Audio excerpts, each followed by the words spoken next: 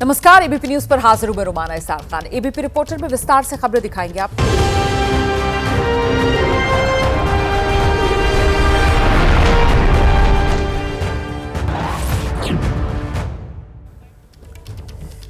और आइए अब एबीपी रिपोर्टर में विस्तार से खबरों का रुख करते हैं। इस वक्त की बड़ी पॉलिटिकल न्यूज मैं आपको देने जा रही हूं, जिससे महाराष्ट्र से लेकर दिल्ली तक हलचल बढ़ सकती है। सवाल ये, क्या शरद पवार की पार्टी पर टूट का खतरा मंडरा रहा है? इन चर्चाओं को हवा मिली है शिवसेना उद्धव गुट के सांसद संजय राउत के बयान से। संजय राउत ने दावा कर दिया है प्रफुल्ल पटेल शरद पवार की पार्टी के सांसदों को तोड़कर खुद केंद्र में मंत्री बनना चाहते हैं। ये बड़ा दावा उद्धव गुट के सांसद हैं संजय राउत, उनकी तरफ से किया गया।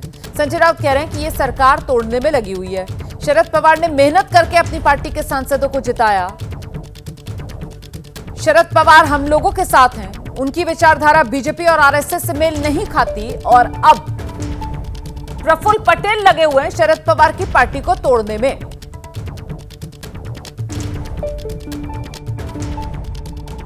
प्रफुल्ल पटेल जी को अगर कैबिनेट बनना है तो जाकर मोदी जी के चरणों में बैठो, लेकिन उसको कहा गया है प्रफुल्ल जी को कि जो एक फॉर्मूला तय हुआ है कि 6 सांसदों के पीछे एक मंत्री पद।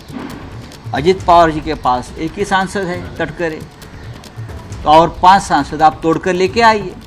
इसलिए प्रफुल्ल साहब की ये सब क्या बोलता है उसको, एक कवायद तवायफ सब चल रहा है, तवायफ गिरी है ये। चलिए, थैंक यू। देखिए, संजय राउत के दावे को एनसीपी शरद पवार गुट की जो राज्यसभा सांसद हैं उनकी तरफ से भी पुष्टि कर दी गई है। एनसीपी शरद पवार गुट की सांसद नाम फौजिया खान, वो कह रही हैं इसमें नया क्या है, ये तो चल ही रहा है।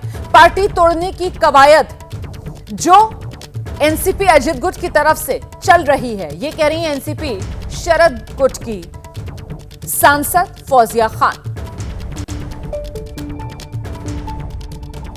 संजय राउत ने बड़ा बयान दिया। वो कह रहे हैं कि प्रफुल्ल पटेल एनसीपी के जो लोकसभा सांसद हैं शरद पवार गुट के, उनको तोड़ने में लगे हैं। आपको इस पर क्या कहना है, क्या ये बात सही है? मेरे पास तो ये बात आई नहीं है, लेकिन इसमें नया क्या है? फोड़ा फाड़ी तो चल ही रही है। अब देख रहे हैं कि ये 4-5 साल में क्या हो रहा है। हर जगह ये फोड़ा फाड़ी, डरा के, धमका के और कोई लालच दे के ये सब काम तो हो रहा है, तो हो भी सकता है। आपको लगता है कि आपके जो लोकसभा सांसद हैं उन्हें संपर्क किया जा रहा है दूसरे ग्रुप के द्वारा कि आप इधर आ जाइए? हाँ, मुझे भी लगता है कि संपर्क किया जा रहा है और ज़रूर किया जा रहा होगा। ऐसा मैं ऑथेंटिकली तो नहीं कह सकती हूँ, लेकिन ये काम हो सकता है क्योंकि अब तक होता आ रहा है। तो बचाव के लिए आप लोग क्या करेंगे? पवार साहब क्या करेंगे? बचाव की क्या बात है? जो पवार साहब के साथ खड़े हैं वो मजबूत खड़े हैं और हम सब पवार साहब के साथ हैं। ठीक। दरअसल आपको ध्यान होगा, शरद पवार के जन्मदिन के मौके पर उनके भतीजे हैं अजीत पवार अपने परिवार और पार्टी के अन्य नेताओं के साथ मिलने गए थे शरद पवार से। इसी को लेकर महाराष्ट्र की सियासत में अब कई तरीके के ये कयास हैं जो लगाए जा रहे हैं। एनसीपी को लेकर शिवसेना शिंदे गुट की तरफ से तो बड़ा दावा कर दिया गया है। शिवसेना शिंदे गुट के जो नेता हैं संजय शिरसाट, उनका बयान सामने आ गया है। वो कह रहे हैं दोनों एनसीपी साथ आती है तो हमें तो कोई नुकसान नहीं। ये संजय शिरसाट की तरफ से कहा जा रहा है, सुनिए। हमारे साथ इस वक्त है शिवसेना के नेता संजय जी शिरसाट। शिरसाट साहब, राजनीति में अब कुछ भी हो सकता है, ये तो सबने देख लिया। अब अजित पवार और शरद पवार एक साथ आ सकते हैं क्या? अरे, अजित पवार और शरद पवार साहब ये रिश्तेदार है, चाचा भतीजे का रिश्ता है। और आज उनका बर्थडे है, अजित दादा उसके लिए गए। शायद भविष्य में वो एक आने की संभावना हो सकती है और होना भी चाहिए। पॉलिटिक्स है, पॉलिटिक्स में कुछ भी हो सकता है। और ये सब सबक अजित दादा ने शरद पवार साहब से लिए। एक बात है कि अगर अजित पवार और शरद पवार एक साथ आते हैं तो इंडिया एनडीए की ताकत बढ़ जाती है, महायुति की ताकत बढ़ जाती है। तो आपके लिए एक इशारा होगा ना कि आपकी जरूरत अब खत्म हो गई है, कम हो गई है। ऐसा कुछ नहीं होता। हमारी जरूरत, आपकी बार्गेनिंग पावर भी कम हो सकती है। हमारी ना बार्गेनिंग पावर कम होगी, ना हमारी पार्टी को उससे कोई नुकसान होगा। वो आए या ना आए, हम जहाँ हैं वहीं हैं। शिवसेना भाजपा की युति ये 30-35 सालों की युति है, इसलिए हमको उसकी कोई चिंता नहीं। हम एक हमारी अलग सोच विचारधारा है, उस विचारधारा के तहत ही हमारा राजकारण चलता है। पॉलिटिक्स हम उसी तरीके से करते हैं, इसलिए अजित पवार शरद पवार और ये साथ में मिलने से भी हमारे राजनीति पे कोई असर नहीं होगा। आइए सीधे आपको लेकर चलेंगे। हमारे साथ हमारे सहयोगी वैभव परब इस वक्त मौजूद हैं और जरा वैभव से ही जानते हैं। वैभव, बिना आग के धुआं तो उठता नहीं है। अब महाराष्ट्र की राजनीति में साथ आ सकते हैं या टूट हो सकती है शरद पवार की बाकी बची पार्टी में, इसको लेकर अंदर की खबर है क्या? वैभव परब जी देखिए, महाराष्ट्र की जनता को मालूम है कि पवार फैमिली की राजनीति अलग हो सकती है, लेकिन रिश्ता उतना ही मजबूत है जितना फेविकॉल का जोड़ रहता है। क्योंकि अजित पवार ने पहले भी देवेंद्र फडणवीस के साथ शपथ ली थी। उसी रात अजित पवार खुद जाकर शरद पवार को मिले थे, तो लोगों ने यही कहा था कि शरद पवार भी इसमें शामिल है। अब देखिए, महाविकास आघाड़ी की जो सरकार लोकसभा में जीत हुई थी, उसके बाद विधानसभा में जिस प्रकार से हार हुए हैं, तो उस प्रकार को देखते हुए अब शरद पवार के विधायक और सांसद भी शरद पवार के ऊपर प्रेशर बना रहे हैं कि आने वाले 5 साल में कुछ काम होगा नहीं है, तो अजित दादा के साथ जाएंगे तो कुछ ना कुछ पार्टी के लिए भी भला हो सकता है और हम जनता के भी भला कर सकते हैं। तो शरद पवार के ऊपर जो विधायक और सांसदों का दबाव है, इसको देखते हुए ये तो साफ तौर पर दिख रहा है कि अजित पवार और शरद पवार जिस प्रकार से बातचीत चल रहे हैं, एक दूसरे से मिल रहे हैं, तो आने वाले दिनों में जिस प्रकार की अलायंस हो सकती है, उसको देखते हुए महायुति का गठबंधन है वो और मजबूत हो सकता है। देखो, शरद पवार के सांसदों की संख्या ज्यादा है, एनडीए में अगर वो मिल जाते हैं तो सांसदों की संख्या भी बढ़ जाती है दिल्ली में। बिल्कुल, और इसी को लेकर तो संजय राउत कह रहे हैं ना कि साहब दरअसल ये पूरा का पूरा खेल प्रफुल्ल पटेल कोशिशों में इसीलिए लगे हुए हैं ताकि सांसदों की संख्या बढ़ जाए तो फिर उनको मंत्री पद मिल जाए। आप नजर बनाकर रखिएगा, जैसे कोई और अपडेट होगा फौरन मैं दोबारा आपका रुख करूंगी। वैभव, फिलहाल शुक्रिया इस तमाम जानकारी के लिए। और आइए जरा तस्वीरें आपको दिखा देते हैं। सदन की कार्रवाई शुरू हो चुकी है। राज्यसभा और लोकसभा की ये 2 तस्वीरें आपके सामने हैं और आज दिन महत्वपूर्ण इसलिए क्योंकि लोकसभा की अगर बात की जाए तो आज संविधान पर चर्चा, जिसकी शुरुआत लोकसभा में आज होगी। 2 दिन 13 और 14 दिसंबर लोकसभा में चर्चा होगी और वहीं संविधान के मुद्दे पर फिर आगे सोमवार और मंगलवार अगले हफ्ते राज्यसभा में चर्चा होगी। यहाँ तक कि जब उनकी मृत्यु हुई, उनको दिल्ली में आवास तक नहीं दिया गया, उन्हें सदाकत आश्रम में जाना पड़ा। वो बीमार रहा करते थे, उन्हें इलाज के लिए सांस की मशीन की जरूरत होती थी। इन लोगों ने सांस की मशीन हटा लिया। दवा के अभाव में राष्ट्रपति की मृत्यु हुई और आश्चर्य होता है अध्यक्ष महोदय, माननीय प्रधानमंत्री उस समय राजस्थान गए हुए थे। सदन में कार्रवाई चल रही है और लोकसभा में 12 बजे से संविधान पर चर्चा शुरू होगी। आगे बढ़ रहे हैं, अगली खबर का रुख कर रहे हैं। बेंगलुरु में इंजीनियर सुसाइड केस, उसी से जुड़ी बड़ी खबर ये कि अतुल सुभाष सुसाइड केस को लेकर बेंगलुरु पुलिस जांच अपनी तेज कर रही है और जांच के लिए ही बेंगलुरु पुलिस जौनपुर पहुंच चुकी है। सिपाही चौकी पहुंची हुई है इस वक्त बेंगलुरु पुलिस की ये 4 सदस्यीय टीम है जो जौनपुर में मौजूद है। बेंगलुरु पुलिस की 4 सदस्यीय टीम जौनपुर पहुंची और फिलहाल तस्वीरें भी हम आपको दिखा रहे हैं। ये जो सिपा चौकी वाला इलाका है, वहां सिपा चौकी पहुंची हुई है बेंगलुरु पुलिस की टीम जांच अपनी आगे बढ़ाने के लिए।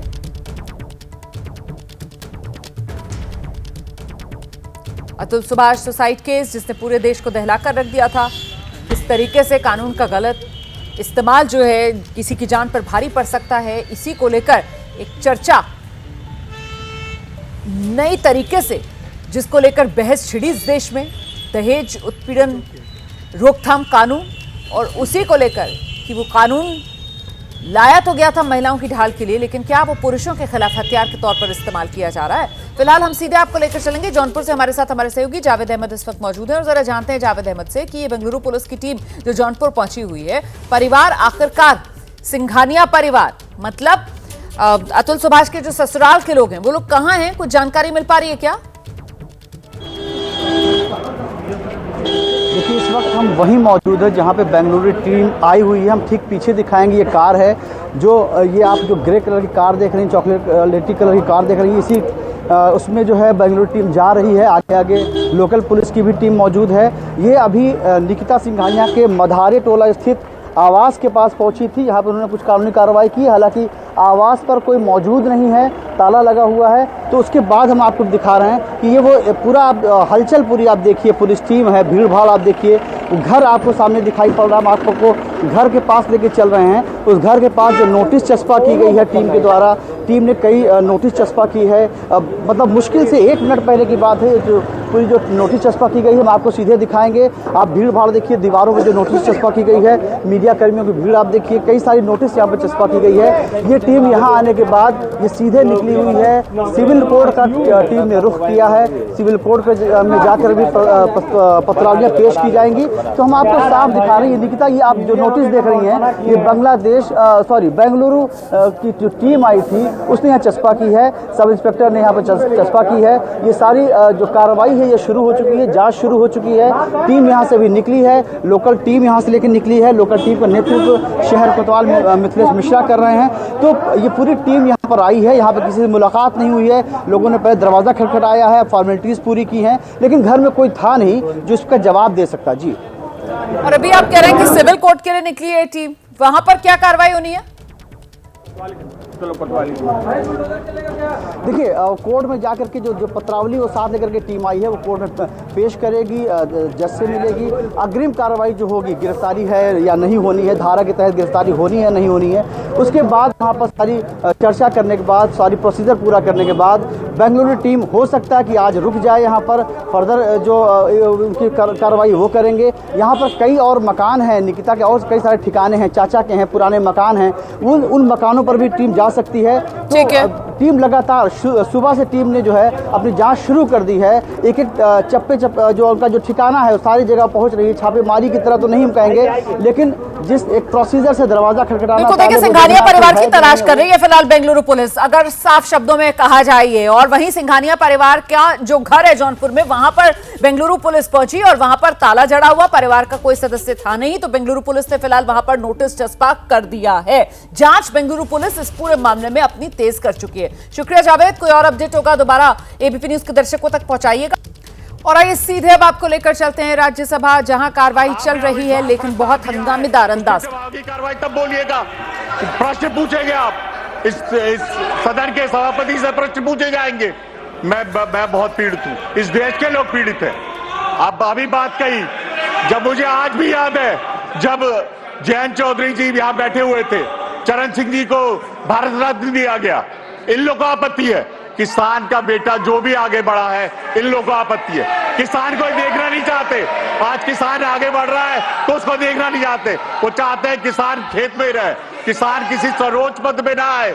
वो नहीं चाहते किसान को, वो चाहते हैं एक ही परिवार का व्यक्ति कहीं भी रहे।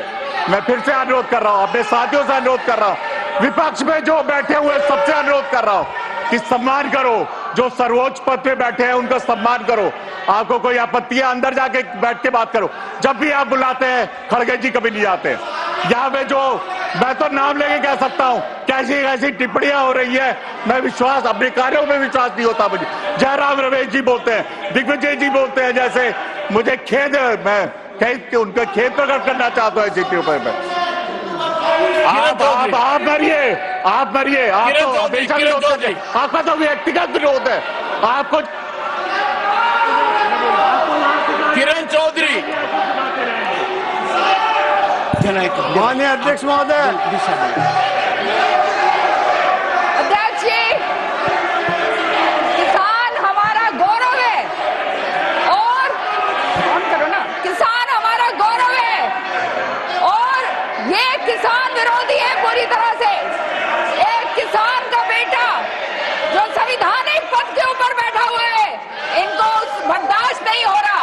एक ऐसा वकील जो सबसे कम उम्र के अंदर अपनी सारी की सारी पूरी की पूरी वकालत छोड़कर अपना जो है देश की सेवा करने के लिए जो आए, आज जो है वो संवैधानिक पद के ऊपर है और इस तरह से जो उनका अपमान करा जा रहा है, ये हमारे से बर्दाश्त नहीं होगा। अध्यक्ष जी, ये संविधान बचाने की बात करते हैं, ये खुद ही संविधान विरोधी है, किसान विरोधी है। किसानों के प्रति इनका कोई भी जो है मान नहीं है, नौटंकी करते हैं खाली ये सारे के सारे, हर तरीके से जो है जो रीढ़ की हड्डी हमारी है।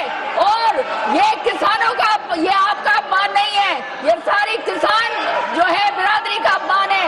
आप सारा हरियाणा ही नहीं,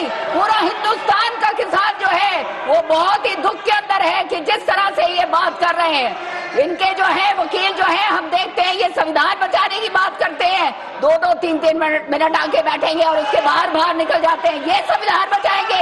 ये संविधान बचाएंगे क्या? सारा का सारा काम जो इनका है वो पूरी तरह से केवल एक परिवार को बचाने के लिए। ये पूरी तरह से जो हमारी रीढ़ की हड्डी है, किसान हमारी रीढ़ की हड्डी है, उस रीढ़ की हड्डी का अपमान करते आए हैं हमेशा से। इसी सदन के अंदर जब चौधरी चरण सिंह जी को जब भारत रत्न मिलना था, तब इसी तरह से इन्होंने जो है तमाशा किया था, और आज वही काम ये दोबारा से करने जा रहे हैं। सारा हिंदुस्तान देख रहा है कि इनकी असलियत क्या है। ये जो है पूरी तरह से किसान विरोधी हैं और किसानों के हिमायती बनते हैं। मैं यही कहना चाहती हूँ अध्यक्ष जी कि आज जो है सारा हिंदुस्तान की हमारी तरफ नजर है। श्री प्रमोद तिवारी, प्रमोद तिवारी, प्रमोद तिवारी। मैं बहुत ही विनम्रता के साथ कहना चाहता हूं कि हमें गर्व है कि हमारा नेता विरोधी दल सिर्फ दलित का बेटा नहीं, किसान भी है। मैं कहना चाहता हूं तो राज्यसभा में आप देख रहे हैं किस तरीके से जोरदार पक्ष विपक्ष के बीच ये आर पार छिड़ा हुआ है। वहीं संविधान पर चर्चा आज होनी है लोकसभा में, और इसी को लेकर देश में वन नेशन वन इलेक्शन जो है वो भी इस वक्त एक बड़ा मुद्दा बना हुआ है। एनडीए के सांसद दावा ये कर रहे हैं कि बिल संसद से पास हो जाएगा, वहीं विपक्ष इसको लेकर सवाल खड़े कर रही है। और इस बीच कांग्रेस के सांसद राजीव शुक्ला, उनका एक बड़ा बयान सामने आया। राजीव शुक्ला कह रहे हैं बिल को व्यापक चर्चा के लिए कमेटी के पास भेजा जाना चाहिए।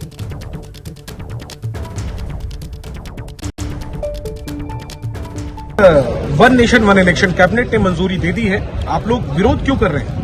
नहीं, विरोध हम नहीं कर रहे हैं। हम ये कह रहे हैं कि इससे जो मूल समस्या है उसका समाधान ही नहीं हो सकता, क्योंकि इसमें यह है कि अगर वो किसी स्थिति में सदन चलने सरकार बनने की स्थिति नहीं है तो वहाँ उपचुनाव कराए जाए दोबारा उस समय तक के लिए। तो उससे फिर चुनाव, असली उद्देश्य क्या था कि रोज रोज चुनाव की खटखट से बचा जाए, है ना, जो हर समय चुनाव होते रहते हैं। तो आप फिर तो चुनाव होंगे, उपचुनाव होंगे, चुनाव होंगे, बात तो बराबर वही है। तो फिर फायदा क्या है? आप इसको अव्यवहारिक मानते हैं? बिल्कुल अव्यवहारिक है, इम्प्रैक्टिकल है। अगर जो है आप कोई ऐसा प्रावधान हो जिसमें सदन 5 साल तक भंग ना होता हो, तब तो ये संभव है कि इस लक्ष्य को प्राप्त किया जा सके। जब तक ये प्रावधान नहीं होगा आप इस लक्ष्य को प्राप्त नहीं कर सकते। विधेयक आएगा सदन में, आप लोग का रुख क्या रहेगा? आप लोग क्या मांग करेंगे? पहले इस पर खड़गे जी भी चिट्ठी लिख चुके, सब लोग स्पष्ट कर चुके हैं, इसका विरोध किया है। तब कमेटी में भेजना चाहिए, कमेटी में लोग विचार रखेंगे अपने। आप क्या इसको एक जेपीसी में भेजने की बात करेंगे? जैसे कमेटी कहीं बना, इस पर विचार विमर्श होना चाहिए। और आइए एक बार फिर से आपको लेकर चलते हैं राज्यसभा। जो अविश्वास प्रस्ताव वाला नोटिस विपक्ष की तरफ से दिया गया है, उसी को लेकर यहां पर सत्ता पक्ष विपक्ष की घेराबंदी कर रहा है। विपक्ष जो है वो सत्ता पक्ष पर निशाना साध रहा है। सुनिए। आपका अधिकार है, प्रस्ताव पर चर्चा हो, आपका अधिकार है, पर आपने क्या किया? संविधान की ध्वजियां उड़ा दी। किसने रोका आपके प्रस्ताव को? आपके यहां से बयान जारी होता है कि हमारे प्रस्ताव पर क्या हुआ। अरे कानून पढ़िए, आपका प्रस्ताव आ गया, 14 दिन बाद आएगा। आपने एक मुहिम चला रखी है। प्रमोद तिवारी जी, आप अनुभवी नेता हैं। आप प्रमोद तिवारी जी, आप अनुभवी नेता हैं। टटोलिए, आपने चुन चुन कर क्या बात की है? रेजोल्यूशन नहीं आया, अविश्वास प्रस्ताव ले आइए। अरे पढ़िए उन 10 पॉइंट को। इज्जत करता हूं खड़गे जी की, 100% करता हूं। मेरी जीरो करते हैं, लिखित में अनुरोध करता हूं, लिखित में कहता हूं, मान्यवर मुझ पर कृपा कीजिए। जो समय आपको ठीक लगे मेरे से मिलने का समय निकालिए। मेरे पास नहीं आ सकते तो मैं आऊंगा। देखिए, आप अपने हिसाब से, आपका तो एक क्रम हो गया है कि मेरे को चिट्ठी बजाना है। श्री मल्लिकार्जुन खड़गे, Don't be serious. Get a copy. Do what you want. Don't be serious. Get a copy. Who are you? Let him speak. Get a copy. You see me. Let him speak. Let him. किसी भी हालत में कमजोर नहीं पड़ूंगा। हाँ, सबकी सुनूंगा, पूरे दिन सुनूंगा, पर कमजोर नहीं पड़ूंगा। देश के विरुद्ध काम नहीं करने दूंगा, किसान के विरुद्ध काम नहीं करने दूंगा। आप समझ गया, आप बोल नहीं पाए। साइड के मेंबर्स को आप एनकरेज कर रहे हैं और पार्टियों के खिलाफ बात करने के लिए आप कोशिश कर रहे हैं। आपको अगर इस सदन को चलाना है, नियति से चलाना है, लोकतंत्र को बचाना है, आप ये बात नहीं करते। हर आदमी उठ के, हर मेंबर उठ के 5-5 मिनट, 10-10 मिनट बात करता है। मेरा लेके मेरा सो कैमरा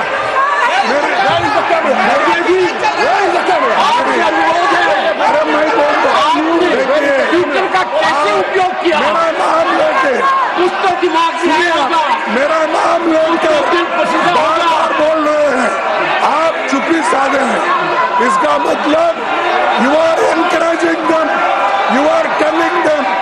अरे 5-5 मुद्दे पर आइए, भटकिए मत। अरे साहब, आप अगर किसान हैं तो मैं किसान मजदूर का बेटा हूं। मैं खुद तुमसे भी ज्यादा मैं इतना कष्ट आपसे भी ज्यादा सहना हूँ। बड़े आपको नोट मशीन से गिनते थे, मेरा बाप मेहनत करके ला। आपका आचरण विनम्रतापूर्वक बता रहा हूँ। आप खुद देखिए, आज आप सोने से पहले चिंतन कीजिए, मंथन कीजिए। Leader of the opposition insult कर रहे हो, आप उनको बोलने दे रहे हो। आप नहीं दे रहे हो। सेंसर कर रहे मैं बताना चाहता हूँ सदस्य को, देखिए मुझे आप बार-बार वो लोग बोल रहे हैं, एक किसान का बेटे का इंसल्ट कर रहे हैं। मैं उनको कहता हूँ, अरे मैं तो किसान मजदूर का बेटा हूँ। आपकी सब कौन कर रहा है? और आप उधर साइड में सबको बोलने दे रहे हैं, सबके लिए एनकरेज कर रहे हैं और हमारे पार्टी के नेताओं का इंसल्ट कर रहे हैं, कांग्रेस पार्टी को इंसल्ट कर रहे हैं। आप बोलिए। और अरे ये क्या है? आप बोलिए।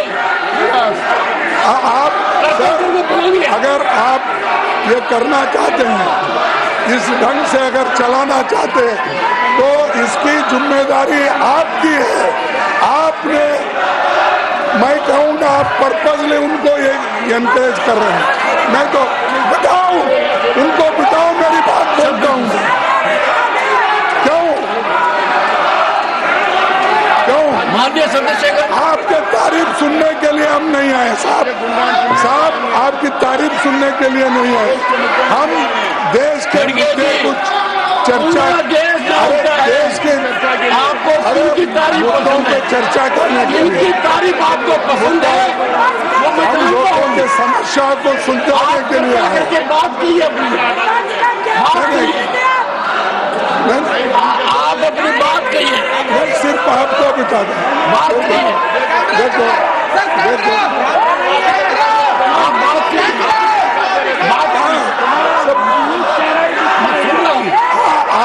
मैं सुनना चाहता हूँ आपको। देखिए, अरे आप मेरी बात ही नहीं सुन रहे। सुन रहा हूँ। देखिए बिठाओ उनको। मैं सुन रहा हूँ। क्यों नहीं है? क्यों नहीं है? क्यों नहीं दिख रहा है?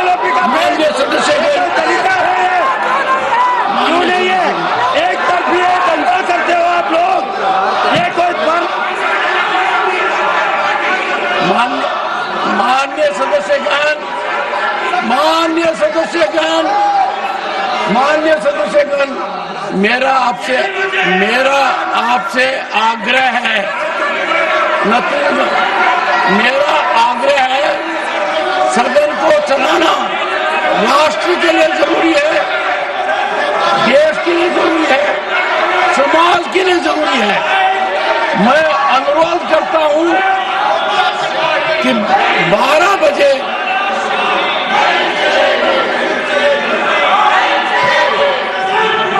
Honorable members,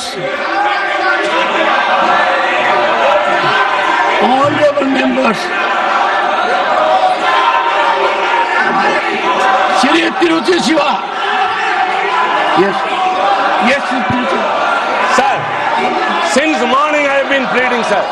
But I heard lectures from that side. I don't want to give a lecture. Okay, Tiruchi, go ahead. I don't want to give a lecture. I just want to quote the rules. Sir, mic तुम्हारे पास camera क्यों नहीं है? Why camera not here?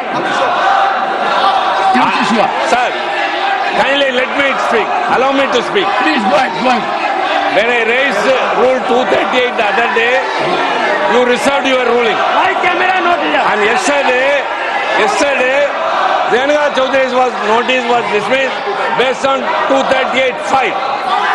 And leader of opposition yesterday read 238A. And for the benefit of the others, sir, and you also, I would like to remind what is 238(8), sir. So kindly.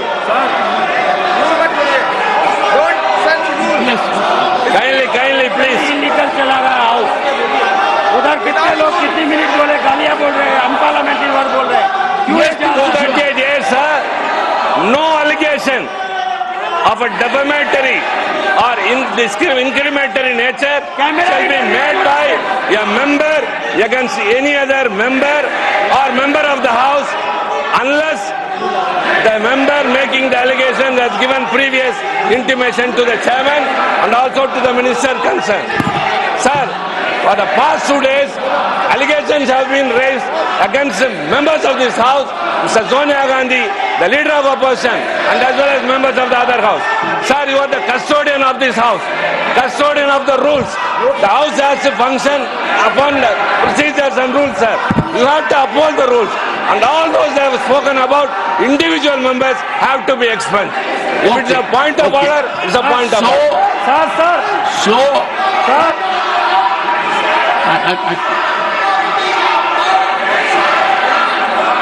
Honorable members, Shri Sanjay Singh. Sir, दिख नहीं रहा sir. Sir, मुझे आज बहुत खुशी हुई कि आज भारतीय जनता पार्टी किसानों की बात कर रही है। जिस पार्टी के हाथ 750 किसानों के खून से रंगे हैं, वो पार्टी आज वो पार्टी किसानों के हित की बात कर रही है। जिनके हाथ 750 किसानों के खून से रंगे हैं। Honorable members, I appeal to you that we need to work in the house. I appeal to leader of the opposition and leader of the house to spare time to see me in my chamber at noon today. I would try my utmost to bring an end to this lockdown. The proceedings taking place in the house are unfortunate. We are not earning any good name from anyone.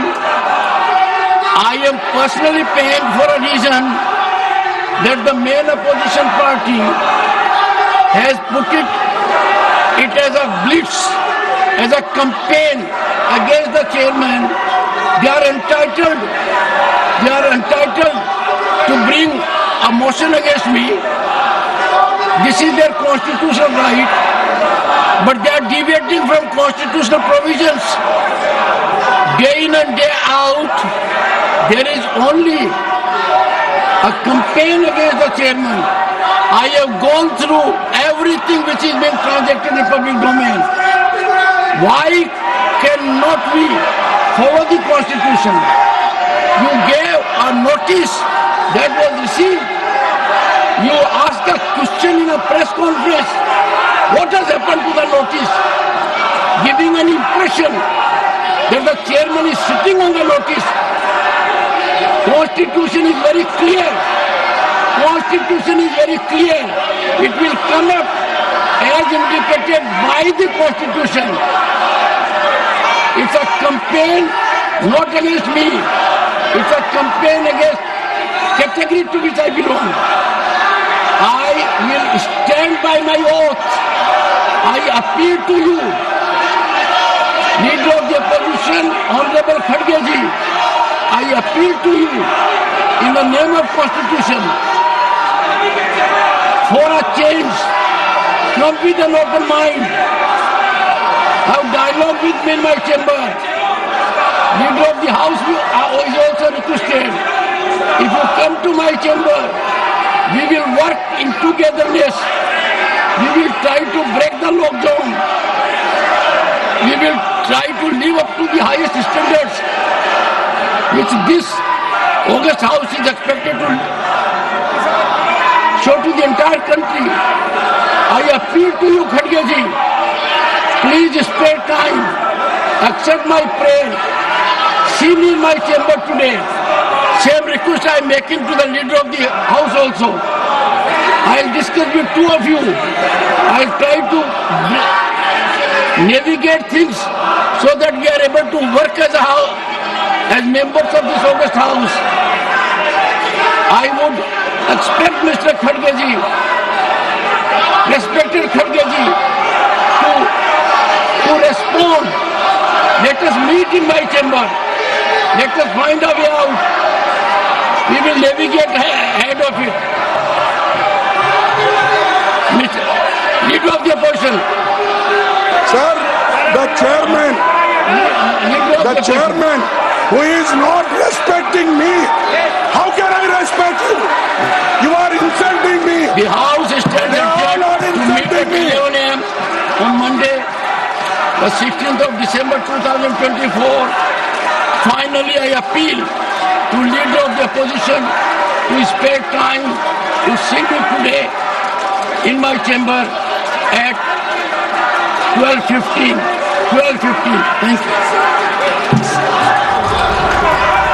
इस वक्त की बड़ी खबर आपको बता दें, राज्यसभा में जोरदार हंगामा। फिलहाल राज्यसभा की कार्रवाई स्थगित कर दी गई है। मामला सीधे राज्यसभा में सभापति बनाम विपक्ष का बनते हुए, जहां सभापति की तरफ से कहा गया मैं किसान का बेटा हूं, और जवाब में मल्लिकार्जुन खड़गे की तरफ से कहा गया मैं मजदूर का बेटा हूं। और साथ ही मल्लिकार्जुन खड़गे सीधे निशाने पर सभापति को लेते हुए ये कहते हुए कि आप कह रहे हैं कि आपका सम्मान विपक्ष नहीं करता, कैसे करें आपका सम्मान, आप विपक्ष के नेता का सम्मान नहीं कर रहे। तो जोरदार गर्मागर्मी राज्यसभा में कार्रवाई स्थगित कर दी गई है।